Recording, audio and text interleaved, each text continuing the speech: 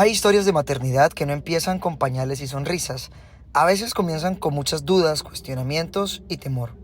La de hoy es quizás una de ellas. En este capítulo conoceremos a una madre que en medio de la ilusión por la llegada de su bebé se enfrentó a un inicio marcado por la dificultad de amamantar, noches enteras sin descanso y el angustiante ingreso de su hijo a una unidad de cuidados intensivos. Una experiencia que, más allá del sufrimiento, revela la fortaleza, el amor y las batallas invisibles que muchas mujeres libran a veces en silencio. Todo esto en medio de la Semana Internacional de la Lactancia Materna, cuyo significado va más allá de alimentar a un bebé. Es vínculo, es protección, es salud, pero también puede ser dolor, incertidumbre y miedo, sobre todo cuando no se tiene toda la información al respecto. Y cuando las dificultades aparecen, muchas madres se sienten solas y sin apoyo. En este episodio conoceremos una historia que desmitifica la idea de que amamantar siempre es sencillo y nos recuerda que detrás de cada intento hay un esfuerzo profundo por cuidar y sostener una vida.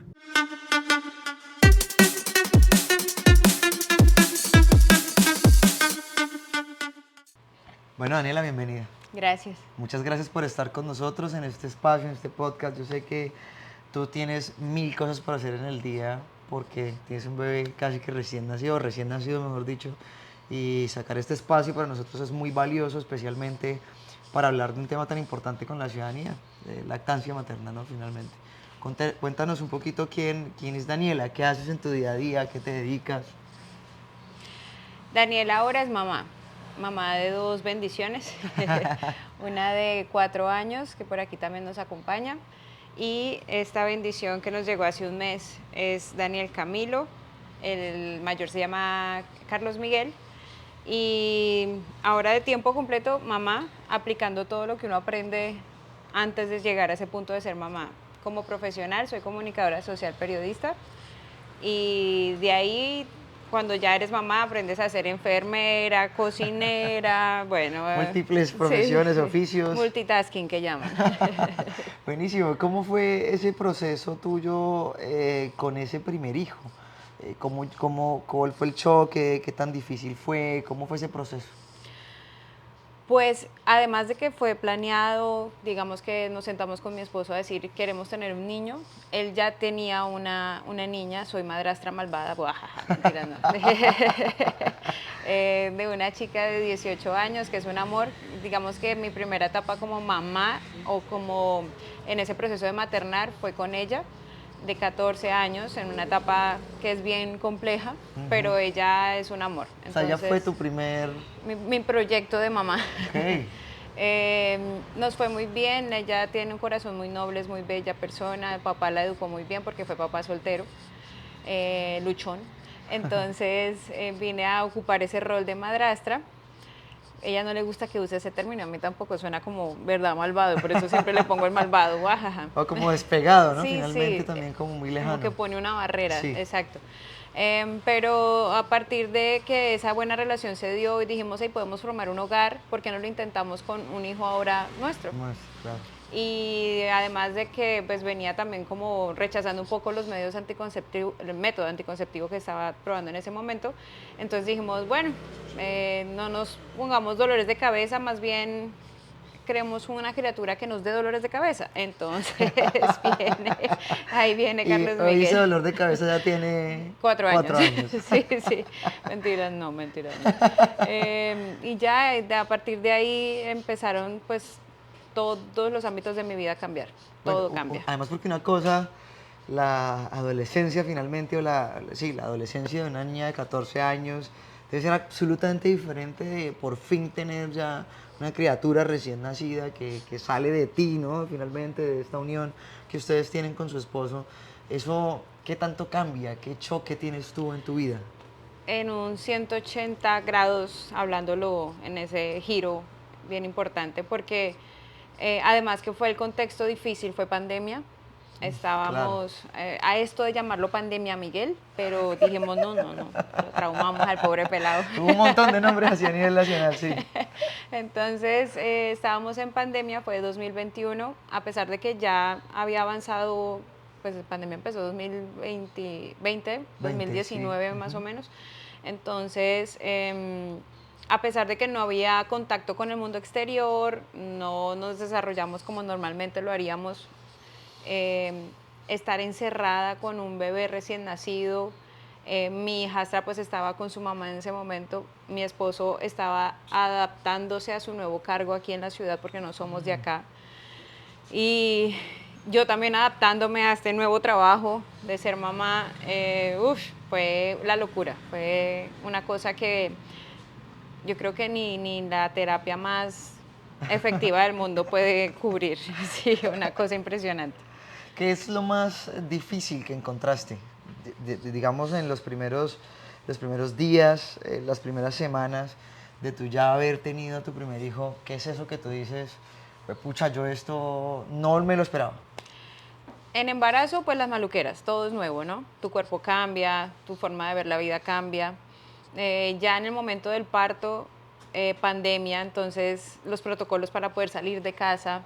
Cuando llegamos al hospital, entonces nos ubican en sala materna, todo el mundo con tapabocas, Claro. O el sea, tú niño. tuviste el bebé en plena época del mayor cuidado, pues. Total, y además que también hubo un auge en la natalidad en ese momento, ¿no? Y ahorita estamos en declive, pero es porque ya todas Sí. pusimos la cuota en pandemia. Eh, entonces, en ese momento del parto había mucha mamá en el piso, habían muchas también que estaban programadas para cesárea, solo habíamos dos en ese momento para tener parto natural y casi que las dos hacíamos un dúo bien armónico en los gritos de parto. Em, Cuando efectivamente empecé ya el trabajo de parto, pues los dolores es lo más duro, Ujú. la inexperiencia o además pues no tiene uno la información adecuada en ese momento como para entender, hey, cómo es que debo pujar, cómo es que debo respirar. No dejaban entrar a mi esposo, entonces tampoco había como ese soporte emocional que Claro. uno quisiera tener en una situación de estas. Digamos que el cuerpo médico del doctor fue una cosa preciosa, él tuvo mucha paciencia, pero entiende uno que el contexto es difícil y hay, pues habían como 40 mamás también demandando la atención médica, entonces, bueno, hasta que yo dije, bueno, el último pujo, si aquí no fue, ahí te voy San Pedro. Y, y nació mi Y niño, Carlos llegó. Miguel. Y entonces yo creo que lo más difícil es ese momento en el que te sientes sola, aparentemente, Ujú. Y luego lo pero sientes todo, me imagino. exacto, y es como, wow, o sea, sentirse sola unos minutos antes y luego sentir la compañía de por vida que son tus hijos. Qué bello.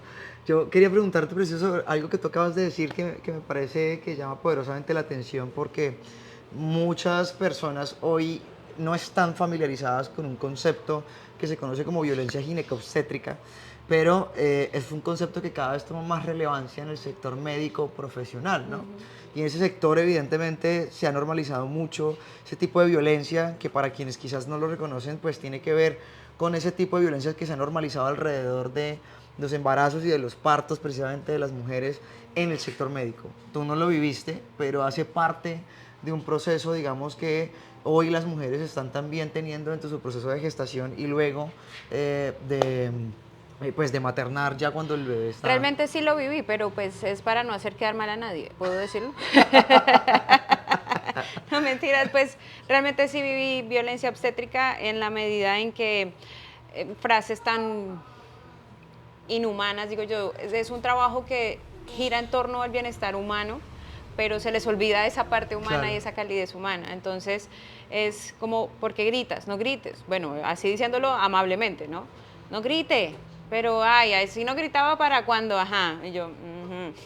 Entonces uno va predispuesto y decía yo, no voy a pelear con nadie, voy a ser la más amorosa del mundo, mejor dicho, voy a ser la mejor amiga de la enfermera, porque en últimas, pues mi vida y mi vulnerabilidad estaba en las manos de estas Claro, personas. claro, claro. Entonces, y no solo la mía, la de mi bebé. Entonces es como, por favor, trátenme bien, yo los trato bien, pero trátenme bien.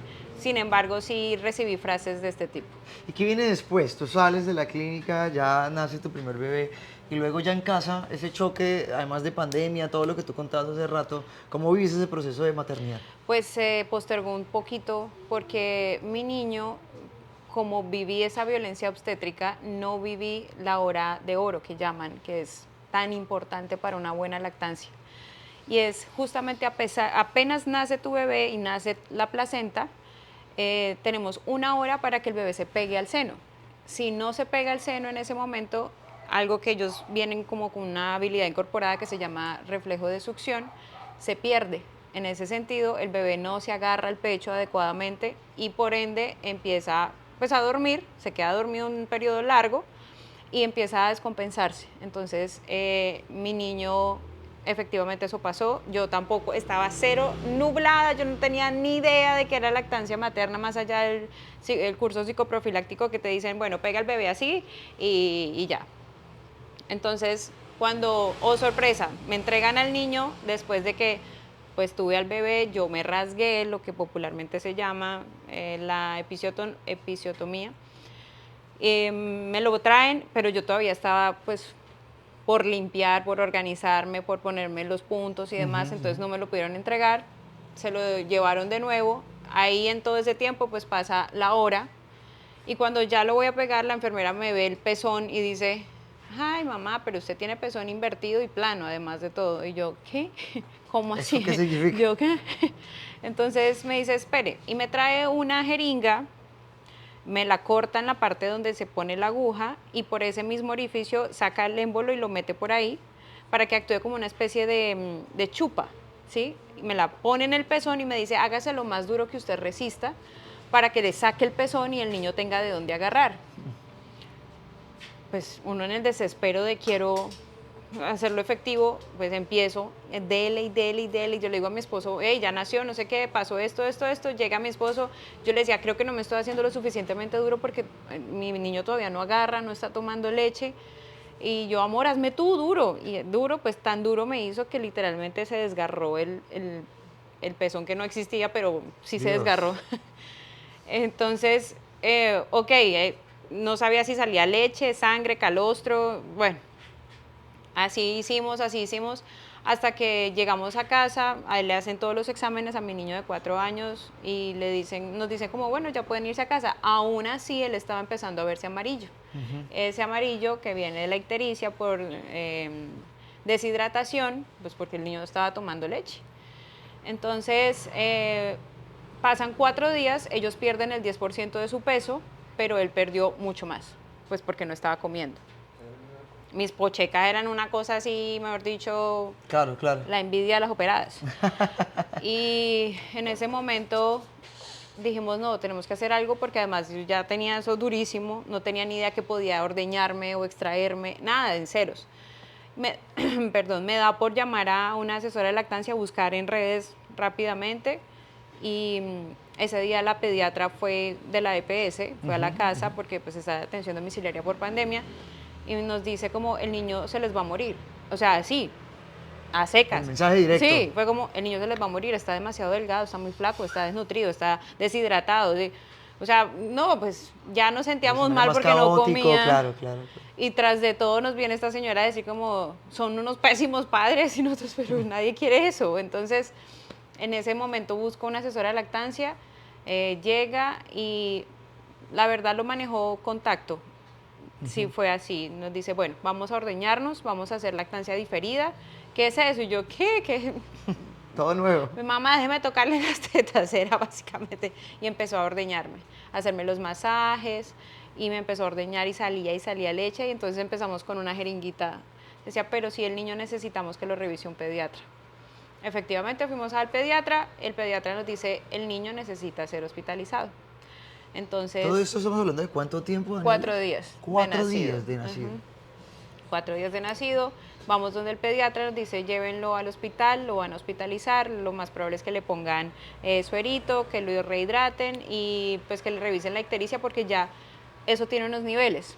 Si está llegando a los pies el color amarillo, ya puede ocasionar daño cerebral. Entonces dijimos, no, tras de todo. Entonces llegamos como a las 8 de la noche, un día previo, recuerdo tanto que era el cumpleaños de mi esposo, y cuando nos dicen, no mamá, tenemos que ponerlo en UCI neonatal.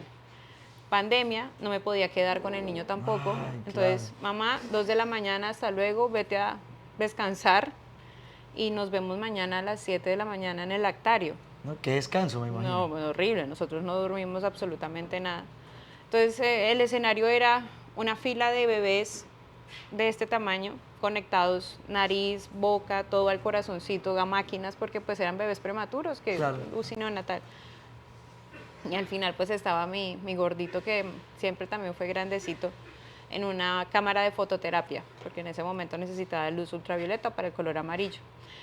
Entonces, chao mamá. No, pues salí de ahí, lo que No, ¿y hacíamos cómo te era sentías? llorar. ¿Qué pasó? No, llorar, llorar. Yo salí sintiéndome la peor mamá del mundo, como la más negligente, como no lo vi, como no me informé, como no busqué, como me culpé todo el tiempo. 2 de la mañana salimos de allá, llegamos a la casa y éramos en blanco.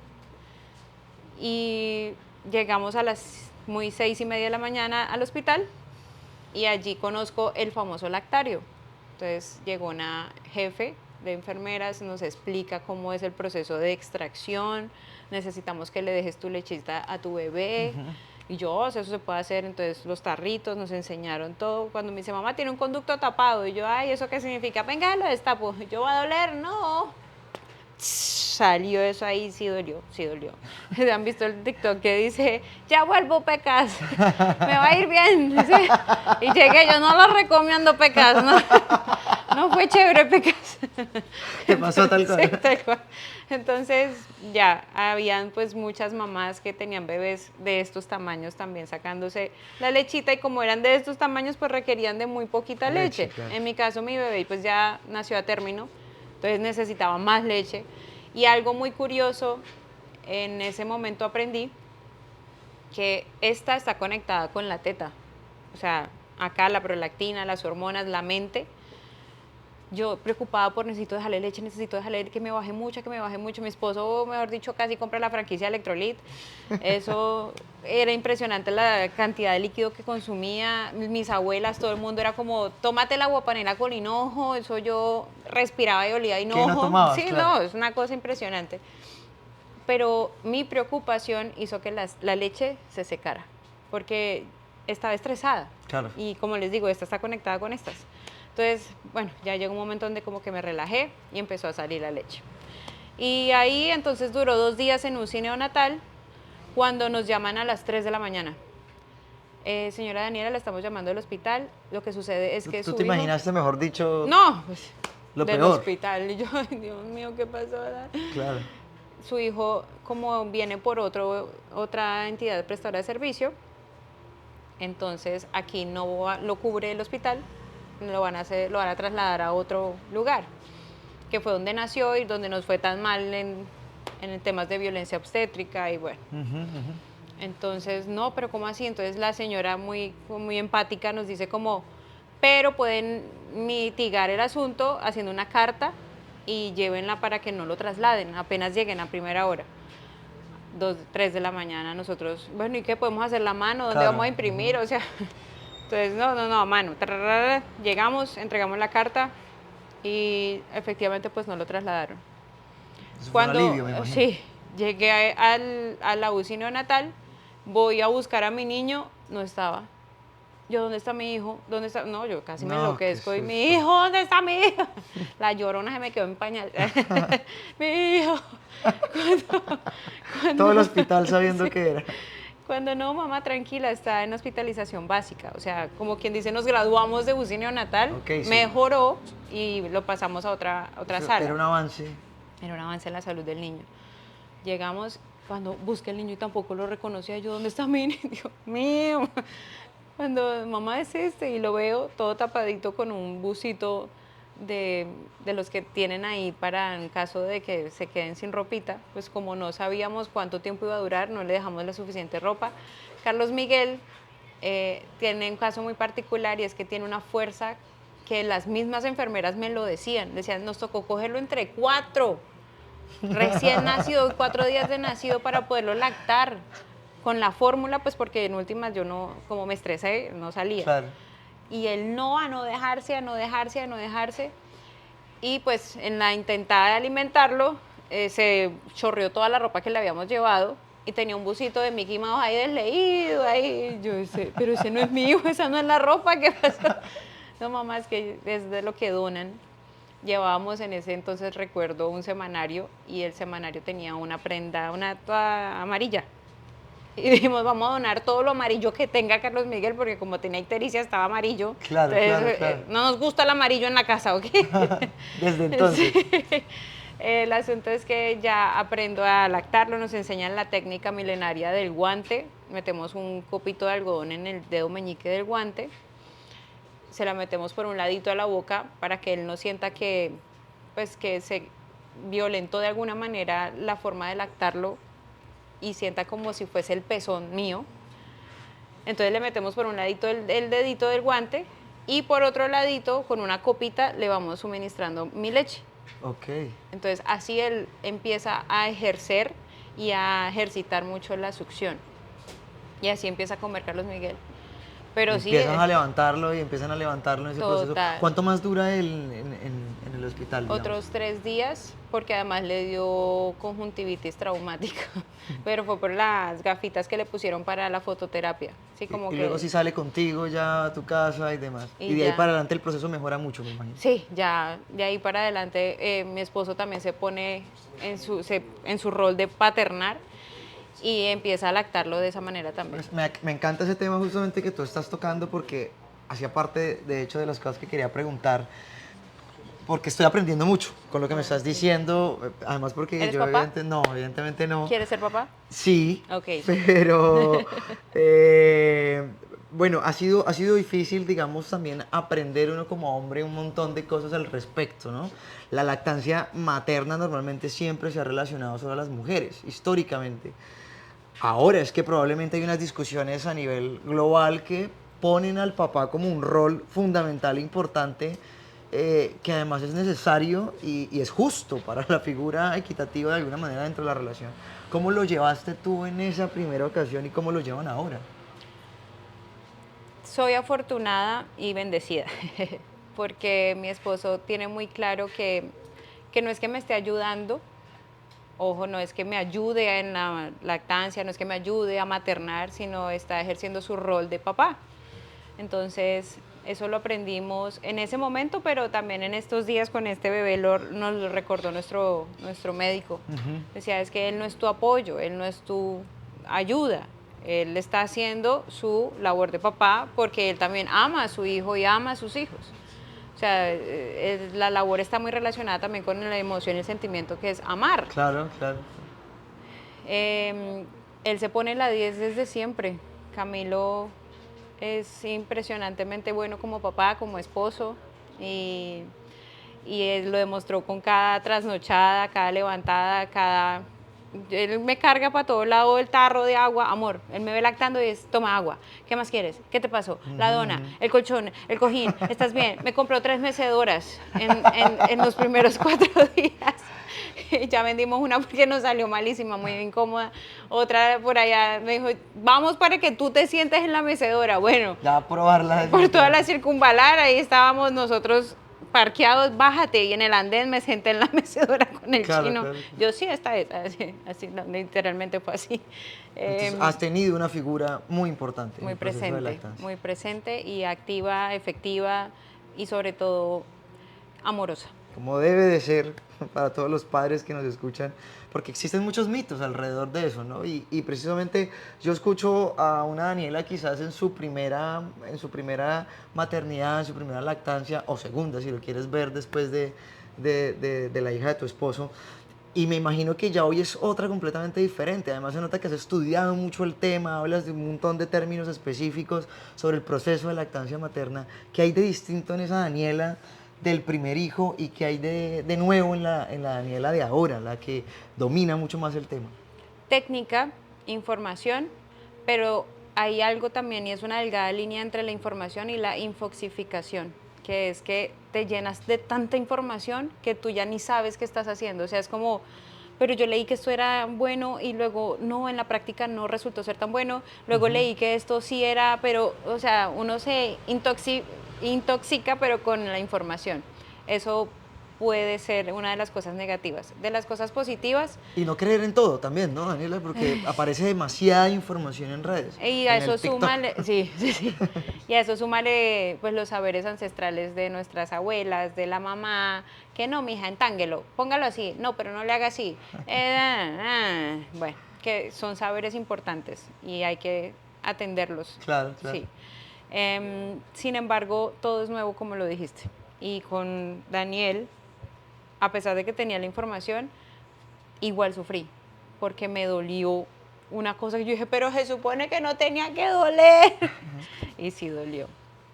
Entonces ahí estaba otra vez consultando a mi asesora de lactancia. Y como, hey, pero ¿cómo lo estoy haciendo? Déjame ver.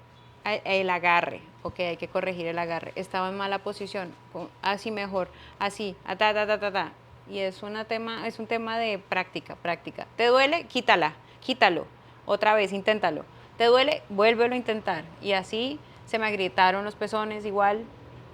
No igual que con la chupa esa O sea, opresora. corregiste, digamos, un montón de errores, si se quiere decir, no lo quiero llamar, digamos, en mal sentido, pero supongamos que dentro del proceso primerizo quizás corregiste un montón de errores, pero estás viviendo de nuevo quizás o nuevas experiencias o quizás cosas que igual es indiscutible que tienen que volver a pasar, me imagino. Sí, pues es que como te digo, todo es nuevo otra vez. A pesar de que ya tengo un hijo, es comprender y abrazar la idea de que la Daniela de hace 4 años no es la misma Daniela de ahora. Que sí hay herramientas teóricas que te sirven, pero es otra vida, es un ser humano completamente diferente. Entonces yo no puedo tampoco poner en la misma balanza a mi niño mayor al niño menor. Sin embargo, sí la información ayuda, pero como te digo, es todo nuevo y la mente de una mamá cambia en un 110%. Hay cosas, yo tengo muy buena memoria, siempre he tenido muy buena memoria, pero hay cosas que se me van ahorita y digo yo, ¿qué era esto? ¿Qué era la palabra? ¿Qué era lo otro? Pero es porque ahora entiendo que es que esa parte merma para mi intuición subir más. Entonces yo a él, con solo verlo ya sé qué siente, yo con solo ver a mi hijo mayor ya sé qué siente, y en ese sentido también con la lactancia. Ya corrigiendo agarre, pues nos fue mejor, conociendo también el tema de la medicina placentaria. Nosotros accedimos a la medicina placentaria. Entre las cosas que nos salen o los productos que salen de la placenta o de aprovecharla, hay unos, ¿cómo decirlo?, como unas curitas que sacan, se llaman amnios, y es básicamente la telita superficial de mi placenta que se seca y se ponen como parchecitos en los pezones para que se curen más rápido. Entonces es impresionante las células madre del poder que tienen. Claro, Entonces claro. con él, por ejemplo, si tenía agrietada esta, entonces me ponía un poquito de leche materna en la curita y dejaba un tiempo mientras se permitía y ya estaba en unas horas lista para intentarlo de nuevo. Un mes tiene este bebé. Ayer cumplí un mes. ¿Cómo te sientes? ¿Qué siente Daniela hoy mirando en retrospectiva a ese bebé que tienes andando, a este bebé que tienes en brazo? ¿Qué piensas? Hay dos situaciones diferentes, pero una en común, y es que los blue babies que llaman ahora en TikTok, que son esos momentos, By TikTok. sí, sí, esos momentos en donde como que tienes tus bajonazos emocionales, por decirlo de alguna manera. Pensé que no lo iba a experimentar con él, porque como te digo, la Daniela hace 4 años es un poco más madura en muchas cosas, pero no sé, inevitable no sentir otra vez que en estos días, como soy profesional, ejercí también, como sentirme útil de esa manera, hablando laboriosamente o bueno, laboralmente. Entonces digo yo, mi día empezaba a las 3 de la mañana, porque a las 4 de la mañana tenía que estar en noticiero. Trabajaba hasta mediodía, luego grababa contenido para otras marcas. Yo soy de Ibagué, allí trabajé en radio, así conozco a mi esposo. Y soy instructora de Zumba también, entonces daba 3 clases todos los días después de la jornada radial. Y llegar acá fue como freno de mano y en ceros. Fue como, ¿y ahora qué hago? No, pues seamos mamás, qué desparche, ¿no? Por si están desocupados de pronto. Entonces me puse 2 trabajos, 2 proyectos que se llaman Carlos Miguel y Daniel Camilo, y una idea que me la han repetido muchísimo y me la recalcan y que yo trato de recordarla siempre es estás haciendo el trabajo más difícil del mundo, que es sostener la humanidad a través de tus dos hijos. Además que las cifras así lo confirman, ¿no? La natalidad bajó en un 25% este año. Entonces, cada vez que siento esos momentos de bajonazo emocional, los volteo a ver y digo, a mí, ¿quién no me garantiza que el día de mañana Carlos Miguel sea el próximo presidente de este país? O que el día de mañana Daniel sea, no sé, cualquier otra situación que implique ejercer una influencia positiva en el mundo o en su entorno. Entonces, creo que desde acá es donde se forjan las sociedades, se forman las comunidades, donde los cambios se ven, porque es muy difícil tú decirle a una persona de 40 años, hey, no seas así, a diferencia de decirle a un niño de 4 años, hey, aprende a ser así, que es mejor. Entonces, siento que mi trabajo, mi sacrificio y mis dolores valen la pena, que valen la pena. Eso es lo que ha cambiado o lo que he adoptado ahorita como mentalidad. ¿Cuál sería finalmente el último, como última pregunta, digamos, o último punto de la conversación? Ese mensaje que le darías a todas las madres, a todas las gestantes, en medio de ese proceso tan difícil, pero tan lindo que debe ser la lactancia materna. Uy, en estos días hablaba de eso con mi esposo y decíamos que la fácil siempre es decir, aunque no la satanizo, por favor que quede claro, porque las fórmulas y la lactancia diferida u otros tipos de lactancia se hicieron para salvar vidas, ¿sí? Entonces no son malas, son una puerta que se abre muy importante pues para sostener la vida, ¿sí? Pero esa conexión tan indescriptible que es poner a tu bebé en contacto directo, no, como te digo, no solo con tu seno, sino también con tu mente, con tu corazón, con tus emociones. Y ahorita yo disfruto mucho que él medio llora, inmediatamente yo siento que me baja la leche. Sí, es impresionante, es como se activó la alarma. Tan... Y ya, ¡ay, póngamelo, que estoy regándola! Y cada gota cuenta. Entonces, si pueden detenerse un momento, yo sé que va a doler al principio porque es algo que no estabas haciendo antes. Va a doler al principio. Si piensas en todos los beneficios que trae, además, tanto para tu bebé como para ti, y como quien dice, muerdes un poquito la toallita y luego ya después te relajas, vale la pena. De verdad que la diferencia entre un bebé, eres lactancia materna exclusiva y se siente cuando uno alza un bebé de lactancia materna exclusiva, se siente cuando uno los alza. Son más macizos, más fuertecitos, además su sistema inmune es mucho más fuerte. Bueno, ya ustedes conocen todos los beneficios de la lactancia materna, pero más allá de los beneficios es la conexión que pueden establecer con su bebé. Eso es lo más lindo. Es indescriptible, como te lo digo. Es una vaina que uno dice, verle la carita y él diciendo como indirectamente, mamá, gracias. Y abrir los ojos, ya sí, está aquí despierto, está, está sí. despertando. Estaba a dormir, estaba profundo. Sí, él desde que esté aquí al lado de ellas, duerme Bien, 3 tranquilo. horas, sí. ¿No es cierto, mi amor?